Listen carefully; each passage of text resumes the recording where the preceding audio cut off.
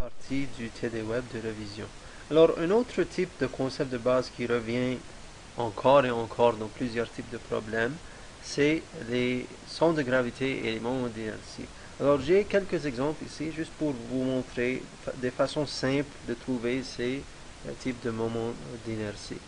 Alors, premier exemple. Alors, dans ce premier exemple, et dans ce deuxième exemple, on a des sections doublement symétriques. Alors pour le centre de gravité, on peut trouver ça directement par inspection. C'est au centre des deux sections. Alors on n'a pas besoin de faire de calcul. Alors quand vous voyez des sections doublement symétriques, tout de suite vous pouvez placer le centre de gravité, très simplement. Ensuite ici, pour cette section, alors on a une section rectangulaire avec un vide. Ce qu'on peut faire, c'est très simple. Pour trouver le IZ par exemple, si on dit ça c'est l'axe Z, alors le IZ dans ce cas c'est juste la section rectangulaire extérieure moins la section rectangulaire intérieure. Alors je vais avoir 80 multiplié par 120 cubes divisé par 12 moins la section intérieure. Alors j'ai 80 et j'ai une épaisseur de 8 sur chaque côté. Donc ça va me laisser avec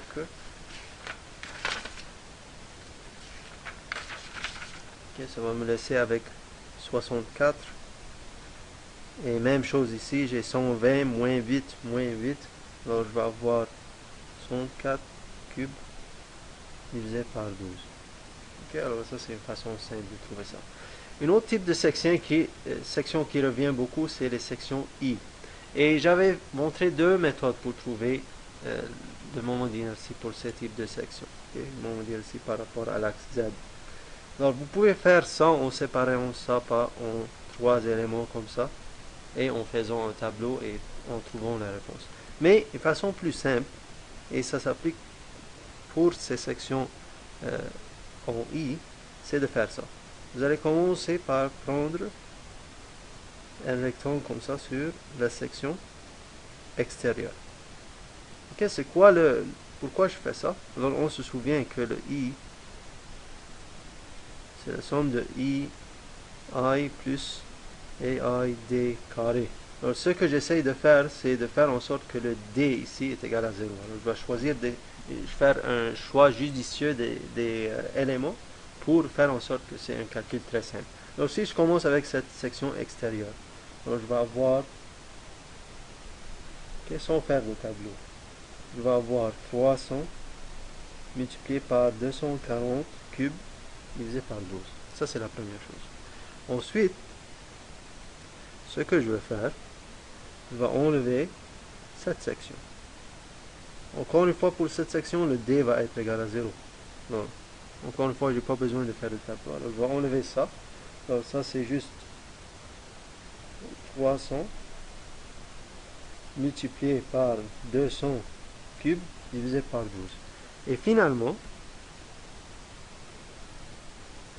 je vais ajouter cette section ici. Ok, encore une fois, le D va être égal à 0 pour ça. Donc ça, c'est juste 15 multiplié par 200 cubes divisé par 12. Et c'est tout. Et ça, c'est le IZ. Au lieu de faire un tableau, c'est très simple de trouver comme ça. Donc ça, c'est un petit truc. Un autre exemple. Alors ici, on a une section en T. Alors cet exemple, l'exemple 2.3 et l'exemple 2.4, ça c'est des exemples où on ne peut pas trouver le centre de gravité par inspection. Alors ce qu'on devrait faire dans ce cas, c'est de mettre le point de référence, ici 0, 0, exactement sur l'axe de symétrie. Okay, c'est très important de faire ça. Comme ça, le X va être égal à 0. Alors, je vais mettre mon 0, 0 ici.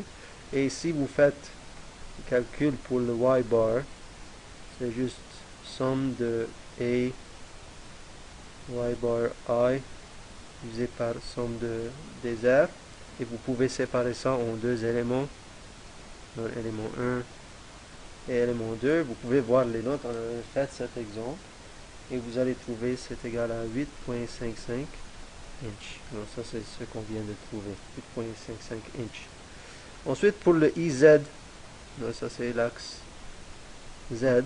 Encore une fois, cette fois, parce que c'est un petit peu plus long, ce qu'on devrait faire, c'est de faire un tableau. Alors, je vais faire un tableau avec IZI,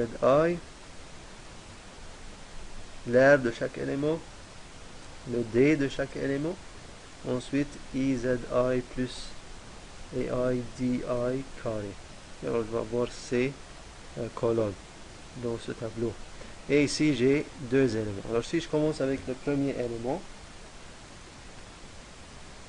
je vais avoir 8 multiplié par 3 cube divisé par 12. Ça, c'est 8 multiplié par 3. Le D, c'est juste la distance entre l'axe Z et le centre de gravité de cet élément. Et pour cet exemple, ça, c'est 4.55. Alors, ici, ça, c'est 1.5. Alors, ça, c'est juste 4.55 moins 1.5. Et si vous faites ce calcul, vous allez trouver 227 inches à la 4. Même chose pour l'air 2. Alors ça c'est juste 2 multiplié par 10 cube divisé par 12. L'air c'est 2 multiplié par 10. Le D dans ce cas, c'est juste, encore une fois, c'est la distance entre le centre de gravité de l'élément et l'axe Z. Donc ça va être 8.55 moins 5. Et si vous faites ce calcul, vous allez trouver, ça c'est 418.7. Et si vous faites cette somme, ça c'est le IZ. Donc le IZ dans ce cas, c'est juste 600, approximativement 646 inches à la 4. Ok, même chose pour ce type d'exemple, vous allez mettre votre 0,0 ici, vous allez séparer ça en 3 éléments, vous allez trouver votre Y-bar et ensuite vous allez faire un tableau avec 1, 2, 3 et vous allez faire cette somme pour trouver le IZ. Et alors ça c'est des types d'exemples qui reviennent beaucoup. Ensuite, ce que je voulais juste revoir très rapidement, et vous avez des TD web qui portent sur ces concepts, mais très rapidement, c'est comment trouver les diagrammes N et les diagrammes T. On avait vu, la procédure est très similaire pour les diagrammes N et T. Et ce qu'on avait vu, c'est, il y a deux façons de faire ça. Et la façon plus simple, okay, alors quand on fait des coupes pour trouver la force interne N ou les torques internes T, on peut utiliser soit le free end ou le côté avec la réaction. Et on avait vu, c'est plus simple d'utiliser le côté avec le free end. Alors par exemple ici, si je veux trouver la force interne, le diagramme N pour cette membrure axiale, premièrement, je dois réaliser que je dois faire une coupe ici, ici et ici. Et pour chaque coupe, je vais évaluer la section du free end. Alors si je commence avec cette première coupe et je mets mon N comme ça, alors si je prends la somme des forces égale à 0, je vais avoir 8 moins N égale à 0. Alors je trouve que N est égal à plus 8. Okay. Donc le N est égal à plus 8 dans cet élément. Même chose ici. Si je mets mon N ici, juste en utilisant la statique, je peux voir ici le N est égal à, ça c'est 24. Alors j'ai 24 de ce côté, j'ai 8 de l'autre côté. Donc je vais trouver que le N est égal à moins 16. Même chose pour la troisième coupe. Alors encore une fois, ça c'est 8. Ça c'est 24. Ça c'est 20. Alors si j'évalue ça, je vais trouver que mon N est égal à plus 4 kN.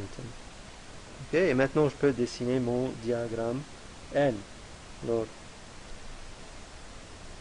je vais avoir 4 ici, plus 4. Ensuite, je vais avoir moins 16. Et ensuite, je vais avoir 8. Comme ça. Et ça, c'est mon diagramme N. Très, très simple. Même concept pour le diagramme T. La seule chose qu'on avait vu pour le diagramme T, c'est ce qu'on va faire, c'est on va remplacer ces torques externes par des doubles flèches en utilisant la règle de la main droite. Alors si je remplace ce diagramme avec un diagramme avec double flèche, on va avoir 400 comme ça ici. Et ici, on va avoir 500 comme ça. Et finalement, pour le dernier, on va avoir 600 comme ça. Et même chose, si on évalue ici, on a besoin de faire une coupe ici, ici et ici. Et comme dans l'exemple précédent, ce qu'on va faire, on va utiliser le freehand. Ok, alors dans cet exemple ici et dans cet exemple, c'est pas grave, vous pouvez utiliser le côté sans freehand. Mais si vous utilisez le côté sans freehand, c'est très important de trouver la réaction avant. Et si vous utilisez la réaction, vous allez trouver le même résultat. Mais au lieu de trouver la réaction, vous utilisez la section avec freehand et c'est beaucoup plus simple. Alors, si je mets ici mon T, même chose ici, T, même chose ici, T. Alors, ça c'était 400. Alors, pour celui-là, je vais trouver que le T est égal à plus 400. Ici, ça c'est 400, 500. Alors ici, je trouve que le T est égal à moins 100. Et finalement, ici, si je mets 400, 500, 600, je vais trouver que le T, pour ce dernier problème, pour cette dernière section, est égal à plus 500. Ok, alors le diagramme T va avoir cette forme qui est montrée. Ok, alors je vous recommande de revoir le TD Web qui porte sur ça et les exemples qu'on avait vus en classe. Ça va vous donner une autre pratique sur la construction de ce type de diagramme.